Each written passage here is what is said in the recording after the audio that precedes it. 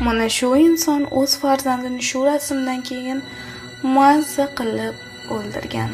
2012-yil Koloradalik Margaret Wayne o'z xotini bilan ajrashish payida bo'ladi. Ularning 2 ta farzandi bo'ladi va kichik farzandini sud kimga qoldirishni o'ylab o'tirgan bo'ladi.